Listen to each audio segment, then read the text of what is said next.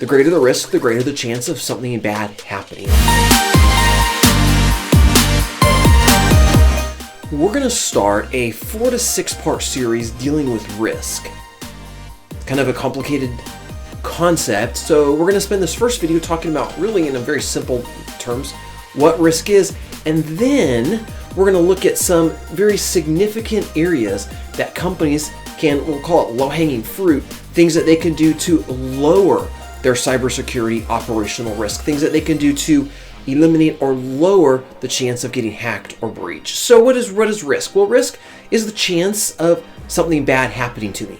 I mean, that's really what risk is. And so therefore, the greater the risk, the greater the chance of something bad happening. I mean, that's what we're talking about. Now, you may notice I don't usually use a crutch like this, but I have this fountain pen right here that I'm carrying. Now, this is a great illustration of risk, because with risk, I can accept it, and therefore I would carry this fountain pen with me, because we all know that fountain pens are really more likely to leak than a traditional rollerball or gel ink or something like that pen. So by carrying a fountain pen, the risk of ruining my shirt is much higher than otherwise. So I can choose to accept that risk and carry it.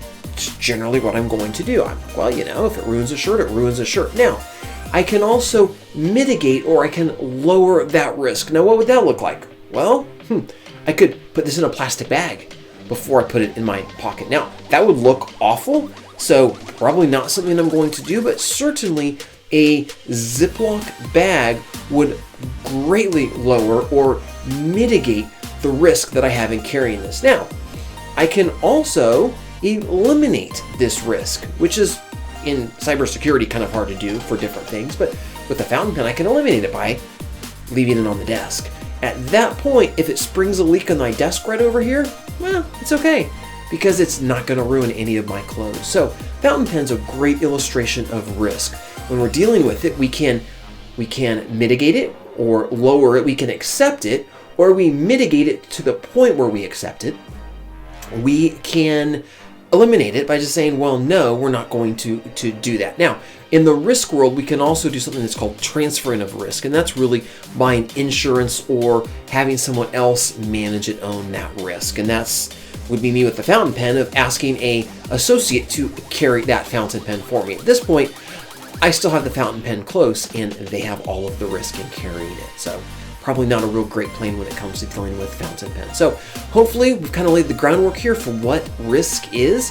And next up, we're going to talk about some things that companies can do to drastically lower their risk. Thanks for watching.